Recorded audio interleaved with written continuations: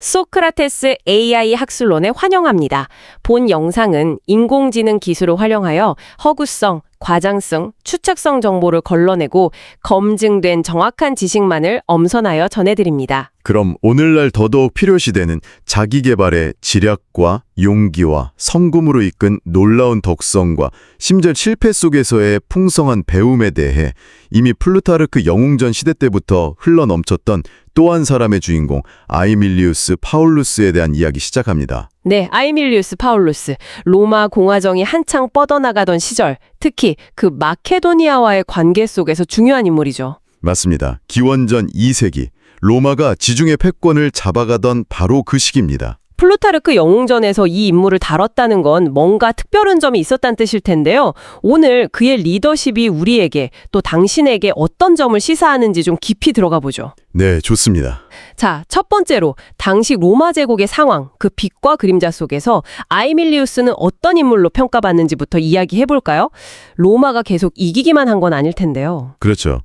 로마가 엄청나게 팽창하던 시기이긴 한데 그만큼 내부적으로는 문제도 많았어요. 부패라든지 사치풍조 같은 것들이요. 아, 성장통 같은 거군요. 네, 플루타르크는 이런 배경에서 아이밀리우스를 이제 비슷한 시기 그리스에서 활약했던 플라미니누스라는 인물하고 비교를 해요. 이게 좀 흥미롭습니다. 플라미니누스요? 어떤 점에서 비교를 하죠? 플라미니누스가 뭐랄까 외교술이나 선전 이런 걸로 인기를 얻었다면 아이밀리우스는 굉장히 로마적인 덕목, 그러니까 절제, 의무감, 책임감 이런 걸로 마케도니아를 정복했다고 봤어요. 아, 단순히 이기는 게 아니라 그 과정이나 태도를 중요하게 본 거군요. 바로 그거죠. 허영심 없이 명예를 추구하고 권력을 잡아도 그걸 막 휘두르지 않는 모습.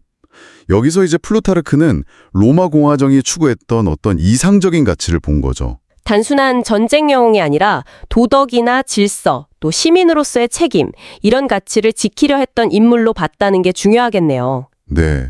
당시 로마 안에서도 권력 남용이나 탐욕 같은 게 슬슬 문제가 되고 있었거든요. 그런 상황에서 아이밀리우스의 삶 자체가 진짜 리더는 어때야 하는가? 권력은 어떻게 써야 하나? 이런 질문을 던지는 거죠. 그의 삶 자체가 하나의 답이었다, 뭐 이런 느낌이네요. 그렇죠. 그럼 두 번째로 넘어가서 왜 하필 아이밀리우스를 플루타르크가 주목했을까요? 지금 우리 시대에도 리더십에 대한 고민이 많은데 뭔가 배울 점이 있을 것 같아요. 네, 오늘날 리더십 위기 이야기가 많이 나오잖아요. 그런 점에서 아이밀리우스는 되돌아볼 만한 고전적인 모델이 될 수 있어요. 어떤 점에서요? 우선 권한을 사유화하지 않았다는 점. 그러니까 리더 자리가 자기 거라고 생각 안 한 거죠. 아, 공적인 역할로서의 리더십이군요. 맞아요. 리더십은 성과도 중요하지만 그만큼 맡은 의무를 다하는 게 중요하다는 거. 그리고 진짜 권위는 그냥 힘으로 누르는 게 아니라 구성원들의 존중에서 나온다는 걸 몸소 보여줬어요. 행동으로 보여준 리더십. 네, 특히 개인적으로는 두 아들을 잃는 그런 큰 슬픔을 겪거든요. 그런데도 공화국의 안정, 공공의 질서를 먼저 생각하는 모습. 이건 정말 뭐랄까 공동체를 우선하는 리더십의 표본이죠. 그 개인적인 비극 속에서도 공적인 책임을 놓지 않았다는 게 참 대단하네요. 그렇죠.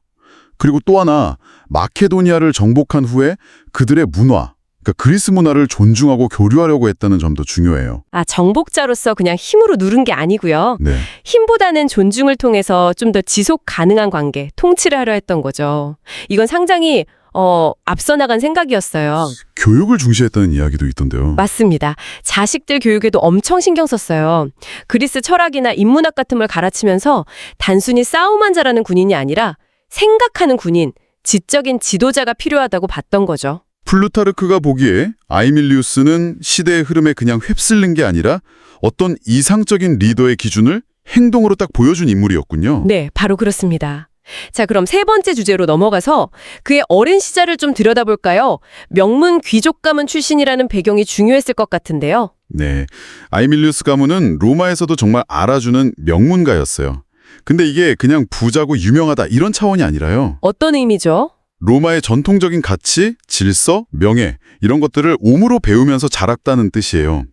일종의 모범생 집안 같은 거죠. 아하, 환경 자체가 교육이었군요. 그렇죠. 특히 아버지가 칸나의 전투, 로마 역사상 최악의 패배 중 하나인데 거기서 명예롭게 전사했어요. 이게 아이밀리우스에게는 책임의 명예랄까? 그런 유산을 물려준 셈이죠. 아버지의 죽음이 큰 영향을 미쳤겠네요. 네. 그래서 모스 마이오름, 그러니까 조상들의 관습, 지혜를 따르는 교육을 받아요. 검소하고 절제하고 공적인 인물로 키워지는 거죠. 군사학, 수사학, 철학, 정치 이런 걸 다 배우면서요. 다른 문화가 아니라 철저히 로마식 교육을 받았다는 점이 인상적이네요. 맞아요? 그래서 뭐랄까 로마 정신의 정수 같은 걸 내면에 갖추게 된 거죠. 겉으로 막 드러내는 영웅주의보다는 내면의 자기 통제를 훨씬 중요하게 여기는 성품이 형성돼요. 감정을 막 드러내기보다 침착하고 신중한 스타일이었군요. 네, 침묵과 숙고의 미덕, 그리고 항상 사적인 것보다는 공적인 책임을 먼저 생각하는 태도.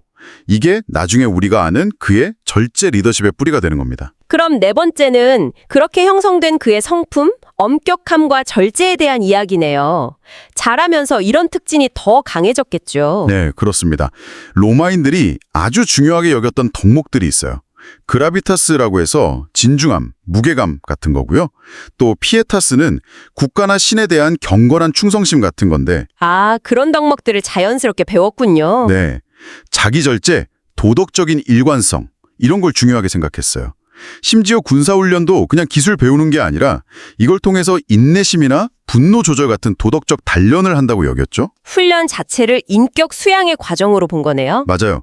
정치에 처음 발을 들였을 때도 사익을 챙기거나 인기에 영합하려 하지 않고 원칙을 딱 지키는 강직함으로 신뢰를 얻었고요. 생활 방식도 검소했다고 하죠. 뭐랄까 요즘처럼 보여주기식 정치와는 거리가 먼데요. 네, 아주 검소했다고 해요.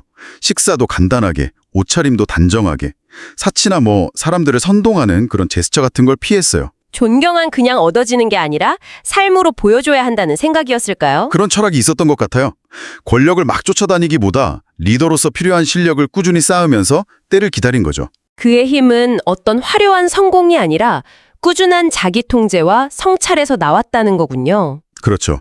위기 속에서도 침착하고 승리 앞에서도 교만하지 않고 슬픔 속에서도 평정을 유지하는 그런 내면의 힘. 이게 그냥 생긴 게 아니라는 거죠. 자, 이제 다섯 번째로 그의 첫 전투 경험, 그리고 군인이자 시민으로서의 이상에 대해 살펴보겠습니다. 그의 군 생활은 어떻게 시작됐나요? 로마는 아시다시피 시민군 전통이 강했잖아요. 아이밀리우스도 그 전통 속에서 군 복무를 시작했어요.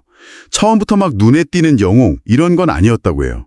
그랬나요? 네, 오히려 집정관의 참모 같은 역할을 하면서 전투에서 이기고 지는 것보다 전체 작전이 어떻게 돌아가는지, 보급은 괜찮은지 이런 좀 더 큰 그림, 전략적인 면을 중요하게 봤다고 합니다. 단순히 용맹만 앞세우는 게 아니라 좀 더 거시적인 시각을 가졌군요. 그렇죠.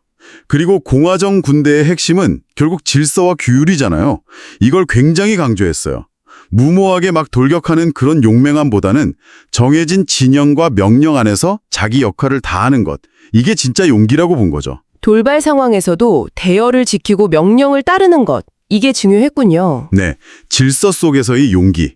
그리고 무엇보다 중요한 건 그가 자신이 군인이기 전에 로마 시민이라는 걸 잊지 않았다는 점이에요. 시민으로서의 정체성. 네, 병사들하고 같이 고생하고 그들 입장에서 생각하려고 노력했어요. 그러다 보니 자연스럽게 저 사람은 공정하다, 믿을만하다 이런 신뢰를 얻게 된 거죠. 아, 그래서 병사들이 그를 따랐군요. 네, 그의 초기 군 경험은 그래서 화려한 승리의 기록이라기보다는 묵묵히 질서를 만들고 또 자신을 통제하는 그런 훈련의 시간이었던 셈이에요. 그 경험이 나중에 큰 승리를 거두었을 때도 겸손함을 잃지 않는 바탕이 되었겠네요. 정확합니다. 질서를 통해 승리를 만드는 지휘관, 그리고 정당성과 신뢰에 기반한 리더, 이런 모습의 밑거름이 바로 이 시기에 만들어진 거죠. 네, 오늘 아이밀리우스 파울루스에 대한 이야기를 쭉 들어보니 정말 단순한 승리자가 아니었네요. 로마 공화정이 추구했던 절제, 책임, 공공성 같은 이상을 자기 삶으로 보여주려고 노력했던 인물 같습니다. 맞습니다. 권력이나 명예를 가졌을 때 그걸 어떻게 책임감 있게 사용해야 하는가. 여기에 대한 고대의 아주 명확한 답 중 하나를 보여주는 인물이죠. 플루타르크가 그를 통해 우리에게 이상적인 리더십이란 이런 것이다 하고 보여준 셈인데요. 그렇죠. 하지만 그의 시대와 지금은 정말 많이 다르잖아요. 네, 너무 다르죠. 아이밀리우스가 보여준 그 절제와 원칙, 이게 과연 오늘날 이 복잡하고 빠르게 변하는 현대 사회에서 당신에게는 어떤 울림을 주는지 한번 생각해 보시면 어떨까요? 그의 방식이 여전히 유효하다고 보시는지 아니면 그냥 좀 현실과 동떨어진 이상일 뿐인지 각자 한번 곱씹어 볼 만한 질문인 것 같습니다. 6번째, 승리보다 의무를 앞세운 정복자. 제2차 마케도니아 전쟁입니다. 기원전 168년 피드나 전투. 이게 참 중요하죠. 여기서 아이밀리우스는 그냥 이긴 게 아니라 로마의 질서를 보여주려 했다. 이런 점이 흥미로운데요. 네, 그렇습니다. 당시 마케도니아 왕 페르세우스가 상당히 강했어요. 그래서 이전 로마 장군들이 좀 고전했었죠. 근데 아이밀리우스는 접근 방식이 달랐습니다. 어떻게 달랐나요? 단순히 군사력만 본 게 아니고요. 지형, 병력 배치, 심지어는 이제 적군의 사기나 민심까지 아주 철저하게 분석을 한 거죠. 와, 굉장히 종합적으로 봤네요. 네. 그리고 병사들한테 그냥 로마의 영광을 위해 싸우자. 이게 아니라 이건 세계의 질서를 위한 싸움이다. 이렇게 어떤 목적의식, 명분을 확실히 심어준 점이 중요합니다. 피드나 전투 당일에도 보면 그 유명한 마케도리아 팔랑크스 있잖아요. 창을 그냥 빽빽하게 세운 그 진영. 거기에 틈이 생길 때까지 침착하게 기다렸다가 로마 군단을 투입해서 이겼다고 하죠. 정말 대단한 판단력입니다. 맞아요. 그냥 막 힘으로 밀어붙인 게 아니죠. 아주 냉철하게 그 순간을 기다린 거예요. 네. 근데 더 중요한 건 제 생각에는 승리 후의 모습입니다. 수도 펠라에 익성이 있을 때 약탈 절대 금지시켰어요. 보통 정복하면 약탈을 따르게 마련인데. 그렇죠. 근데 그걸 엄금하고 또 패배한 페르세우스 왕을 모욕하지도 않았어요. 이게 뭐냐면 일종의 정치적인 메시지였던 거죠. 우리는 야만적인 정복자가 아니다. 문명과 질서를 가져오는 존재다. 이걸 보여준 겁니다. 아하, 눈앞의 전리품보다는 로마의 어떤 도덕적 정당성, 장기적인 명분을 더 중요하게 생각했다는 거군요. 바로 그겁니다. 자, 그럼 7번째, 가혹한 결단, 고요한 절제. 로마 장군의 아레테입니다. 플루타르크가 아이밀리우스의 이 아레테, 즉 덕성을 높이 평가했다고요. 어떤 면에서 좀 특별했을까요? 네, 그의 아레테는 뭐랄까 굉장히 단호한 결단력하고 또 내면의 깊은 절제. 이 두 가지가 같이 있다는 점이에요. 이게 좀 상반돼 보이기도 하잖아요. 네, 그렇죠. 단호함과 절제라. 예를 들면 피드나에서 이긴 다음에 불필요한 추격은 하지 말라고 했어요. 관용을 베푼 거죠. 그런데 바로 그 명령을 어기고 뛰쳐나간 병사가 있었거든요. 그 병사는 즉시 아주 엄하게 징계를 했습니다. 원칙은 확실했군요. 네. 그러면서 자유시민은 명령에도 품격 있게 복종할 줄 알아야 한다. 이런 말을 남겼다고요. 인상 깊죠. 원칙 앞에선 타협이 없었던 겁니다. 가장 극적인 순간은 역시 그 개선식 직전에 아들을 잃었을 때인 것 같아요.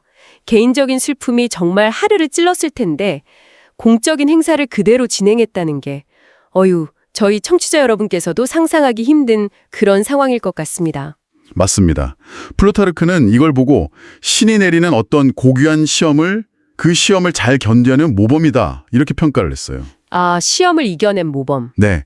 그러니까 슬픔이라는 감정에 완전히 지배당하지 않는 그런 내면의 강인함, 인격의 힘을 보여준 거죠. 분노나 비탄 같은 개인적인 감정을 공적인 책임감 아래서 잘 다스리고 복수심이나 선동 이런 거 대신에 이성적인 판단을 앞세우는 그런 리더십의 전형이라고 할 수 있습니다. 8번째 주제로 넘어가 보죠. 개인적 슬픔과 공적 영광 사이에서의 내면의 균형입니다. 방금 말씀하신 것처럼 그야말로 정복의 정점에서 아들을 잃는 비극을 겪었는데 이 엄청난 간극을 어떻게 조율했을까요? 이게 단순히 슬픔을 꾹 참는 거랑은 좀 다른 문제 같아요. 네, 맞습니다. 그냥 억누른 게 아니라 조율했다. 이렇게 보는 게 더 정확할 것 같아요. 조율이요? 네. 아들 장례는 사적으로 하지만 아주 엄숙하게 예를 갖춰서 치렀고요. 반면에 개선식이라는 공적인 행사는 개인 감정의 흔들림 없이 완벽하게 수행했죠. 슬픔을 아예 못 느낀 게 아니에요. 그게 아니라 그 슬픔이 자신이 맡은 공적인 책무를 뒤덮지 않도록 스스로 절제하고 관리한 겁니다. 이야, 정말 공인으로서의 자기인식이 얼마나 철저했는지를 보여주는 대목이네요. 개인의 고통을 공동체 전체의 안정과 연결시키고 그걸 요란하게 드러내는 대신에 침묵과 절제된 행동으로 그 무게를 감당한 셈이군요. 네네. 플루타르크도 바로 그 점을 굉장히 주목했습니다. 공적인 영광의 정점과 사적인 고통의 극한, 이 양극단의 상황 속에서 이 정도의 균형감을 보여준 인물은 역사적으로 정말 드물다, 이렇게 평가를 했죠. 감정을 오히려 절제함으로써 공동체를 지키고 리더로서의 품격을 증명한 아주 이성적인 고결함이라고 할 수 있겠습니다. 자, 9번째는 정치적 노련함과 외교적 인내의 결정적 판단들입니다. 군사적인 성공 못지않게 정치, 외교 분야에서도 뛰어났다고요? 특히 전쟁 후 처리 과정이 중요했을 것 같은데요. 네, 맞습니다. 마케도니아 전쟁 이후에 동방의 질서를 다시 짜는 과정에서 그의 정치적 역량이 정말 빛을 발합니다. 마케도니아를 그냥 로마의 속주로 편입시킨 게 아니었어요. 그럼 어떻게 했나요? 4개의 자치공화국으로 분할했습니다. 이게 아주 절묘한 수였어요. 로마가 직접 통치하는 부담은 줄이면서도 이 4개 구역이 서로 막 교류하거나 군사력을 키우지 못하게 제한을 뒀어요. 다시는 강력한 왕국으로 부활하지 못하도록 시스템적으로 막은 거죠. 와, 굉장히 정교한 설계네요. 그냥 힘으로 누르는 게 아니라 구조를 통해서 장기적인 안정을 꾀한 거군요. 그리스 도시들에 대해서는 또 자치권을 인정해주면서 로마의 권위를 세우는 그런 유연함도 보였다고요. 네, 맞아요. 그런 섬세함이 있었죠. 그리고 또 중요했던 건 이 모든 과정을 혼자서 막 결정한 게 아니라는 겁니다. 항상 로마 원로원의 결정을 존중하면서 공화정의 원칙, 그 틀 안에서 움직였어요. 독단적이지 않았군요. 그렇죠. 행정 문제를 다룰 때도 보면 감정이나 즉흥적인 판단보다는 항상 문서 기록, 법규, 그리고 그 지역의 구체적인 상황 분석, 여기에 기반해서 일관된 정의와 합리성을 추구했습니다. 어떻게 보면 충성심 이런 것보다도 체제의 안정 자체를 더 중시했던 거죠. 힘을 함부로 쓰지 않고 공동체 안정을 추구한 아주 사려 깊은 수호자다, 이렇게 볼 수 있습니다. 이제 10번째입니다. 스키피오 가문과의 연결고리, 그리고 아들들과의 관계인데요. 아밀리우스 개인의 삶, 특히 가문의 유산 문제는 좀 흥미로운데요. 어떻게 전개됐나요? 네. 그의 아들이 둘 있었는데 그중 한 명이 당시의 로마 최고 명문가 중 하나였던 스키피오 가문의 양자로 갑니다. 그 유명한 스키피오 가문이에요. 네. 바로 이 사람이 훗날 카르타고를 완전히 멸망시키게 되는 제3차 포에니 전쟁의 영웅, 스키피오 아이밀리아누스죠. 아하, 그 스키피오 아이밀리아누스가 원래 아이밀리우스의 아들이었군요. 당시 로마 귀족 사회에서 입양이라는 게 그냥 가족 문제가 아니라 가문의 명예나 정치적 또 정신적인 유산을 잇는 굉장히 중요한 방법이었던 거죠. 맞습니다. 그러니까 아이밀리우스 입장에서는 자기 가문의 직계 후손을 잇는 것보다 어쩌면 로마 전체의 더 큰 유산을 위해서 아들을 보냈다, 이렇게 볼 수도 있는 거죠. 개인적인 욕심보다는 공적인 책무, 더 큰 차원의 유산 승계를 선택한 거네요. 네, 그런 결정이었죠. 그리고 입양을 보낸 후에도 아들과 관계를 계속 유지하면서 아버지로서 또 정신적인 스승으로서 영향을 많이 주었다고 합니다. 아이밀리우스 특유의 그 절제와 공공성에 대한 헌신 같은 것들이 아들인 스키피오 아이밀리아누스에게도 그대로 이어진 거죠. 그러면서도 아들의 정치적인 성공을 위해서 직접 막 나서서 돕거나 하지는 않고 스스로 공적을 세우도록 좀 지켜봤다고 해요. 근데 이게 참 아이러니한 게 그 결과로 정작 아이밀리우스 자신의 가문은 대가 끊기게 되는 상황을 맞이했다는 거잖아요. 네, 그렇습니다. 공적인 선택의 결과로 사적인 가문은 결국 소멸하는 그런 대가를 치른 셈이죠. 하지만 그는 이 결과를 그냥 조용히 묵묵히 받아들였습니다. 혈통은 비록 끊겼지만 그가 평생 보여주었던 리더십의 가치, 그 정신적 유산은 양아들인 스키피오 아이밀리아누스를 통해서 로마 역사에 훨씬 더 강력하고 의미 있게 새겨지게 된 겁니다. 어찌 보면 개인의 어떤 생물학적인 불멸보다는 더 큰 의미의 유산을 남긴 것이라고도 할 수 있겠네요. 11번째, 파르나소스에서의 승전 축제와 일시적 절정. 기원전 167년 마케도니아 전쟁에서 정말 큰 승리를 거둔 로마. 분위기가 아주 뜨거웠겠죠. 네, 완전히 축제 분위기였죠. 그때 이제 아이밀리우스 파울루스의 개선식이 준비되고 있었는데요. 이게 로마 역사상 가장 화려했다고들 하잖아요. 네, 단순히 그냥 이겼다, 자랑하는 것 이상이었다는 거죠. 바로 그 지점입니다. 아이밀리우스한테 개선식은 그냥 전리품 늘어놓는 자리가 아니었어요. 그보다는 로마가 왜 이 전쟁을 했는지, 그러니까 공화국의 명분, 또 질서, 이런 것들을 시민들에게 보여주고 싶었던 거죠. 아하, 의미가 깊었네요. 네, 3일 동안 열렸는데 정말 대단했습니다. 첫날은 보물들, 둘째 날은 적군 무기와 갑옷, 그리고 마지막 날에 병사들하고 아이밀리우스 본인이 행진했죠. 와, 3일이나요? 근데 여기서 그의 태도가 좀 주목할 만해요. 옷은 그 개선장군 복장으로 아주 화려했는데 눈빛은 굉장히 겸손했다고 하고요. 시민들이 막 열광적으로 환호하는데도 거기에 일일이 이렇게 막 화답하지 않았다고 합니다. 굉장히 절제된 모습이었죠. 연설 내용도 그랬다고요? 이 승리는 내 것이 아니다. 뭐 이런 식이었다면서요? 맞아요. 공화정의 의지, 그리고 시민 여러분의 신뢰 덕분이다. 딱 이렇게 말했죠. 플루타르크가 이걸 보고 저게 바로 공공중심의 윤리다. 이렇게 평가했어요. 개인의 영광보다는 공적인 의미, 공동체를 앞세운 거네요? 그렇죠. 근데 이 화려한 절정 뒤에 그의 행보는 더 조용해집니다.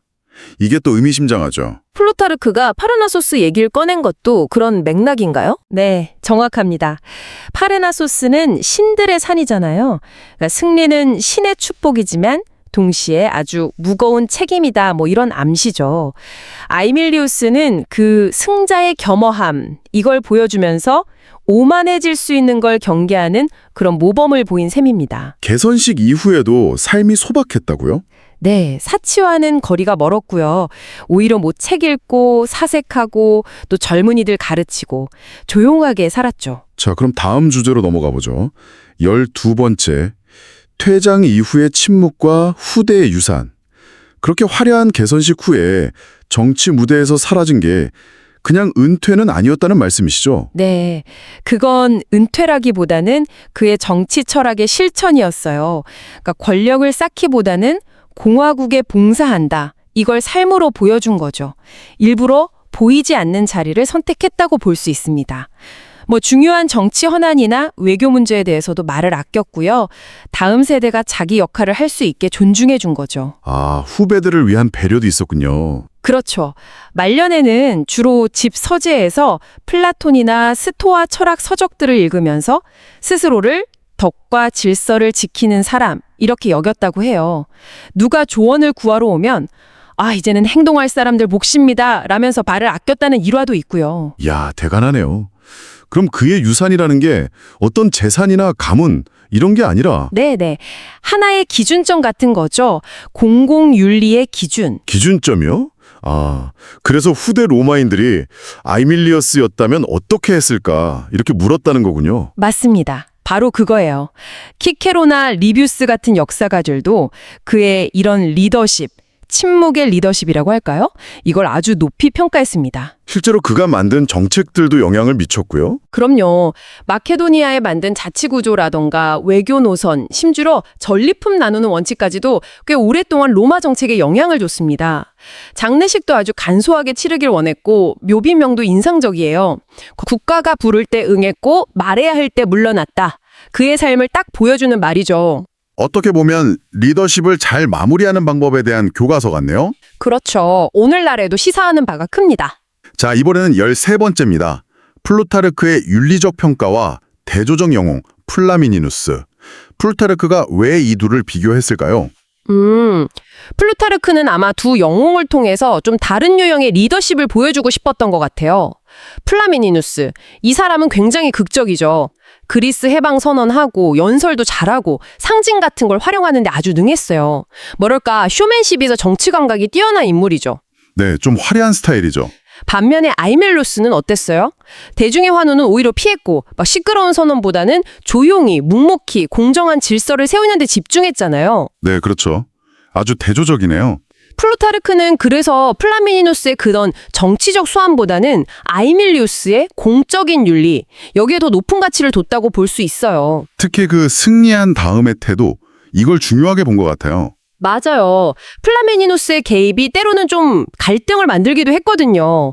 근데 아이밀리우스는 조율하고 존중하면서 좀 더 지속 가능한 질서를 만들려고 했죠. 그러니까 플루타르크는 좀 빛나는 영웅보다는 묵묵히 책임지는 영웅을 더 이상적으로 봤다. 이렇게 해석할 수 있겠네요. 네, 단순히 스타일 차이가 아니에요. 이건 공동체가 어떤 가치 위에 서야 하는가. 이런 근본적인 질문을 던지는 거죠.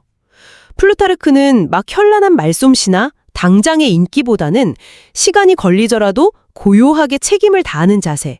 아이밀리우스에게서 이걸 발견하고 더 높이 평가한 겁니다. 자, 이제 마지막입니다. 14번째. 고대적 덕성과 현대적 리더십의 교차점. 아이밀리우스의 리더십이 지금 이 시대에도 의미가 있는 이유는 뭘까요? 어떻게 리더십을 발휘했는지가 중요해 보이는데요. 네, 요즘 리더십 이야기할 때 자주 놓치는 게 바로 절제의 미덕인데 아이밀리우스는 이걸 정말 잘 보여줬어요. 성급하게 결정 안 하고 전략적으로 균형을 잡고 그리고 무엇보다 겸손함을 잃지 않았죠. 상황을 좀 길게 보는 시간 감각이 있었고 겉으로 드러나진 않지만 강한 조용한 힘을 가졌다고 할까요? 개인적으로는 아들 둘을 잃는 비극도 겪었잖아요. 네, 그런 개인적인 고통 속에서도 공적인 책임은 흔들리지 않고 수행했죠. 그게 바로 고요하지만 단호한 윤리를 보여주는 겁니다. 유산을 남기는 방식도 좀 다른 것 같아요. 이름이나 가문보다는. 그렇죠. 가치 중심의 리더십 그 자체를 남기려고 한 거죠. 특히 권력의 정점에 있을 때 물러날 줄 아는 지혜. 이게 오늘날 리더들에게 정말 중요한 메시지 아닐까요? 정말 그렇네요. 결국 아이밀리우스는 우리한테 묻는 거예요. 당신은 무엇으로 기억되고 싶습니까? 하고요. 그는 업적 자체보다는 어떻게 살았는가로 기억되길 택했고 그가 보여준 공적 윤리, 절제, 책임감 이런 덕목들은 시대를 넘어서 여전히 우리에게 큰 울림을 줍니다. 15번째. 네, 정리해 보겠습니다. 전장의 영광과 정치의 중심, 그리고 침묵의 가장자리까지 아이밀리우스 파울루스는 언제나 공동체를 먼저 생각한 지도자였습니다. 그는 무력의 화려함 대신 윤리의 조용한 힘을 택했고 권력을 누리기보다 그 무게를 감당했습니다. 오늘날 우리가 되새겨야 할 리더십의 본모기입니다. 이상으로 소크라테스 AI 학술원이 제공해드리는 플루타르크 영웅전의 14번째 영웅 아이밀리우스 파울루스에 대한 이야기를 마치겠습니다.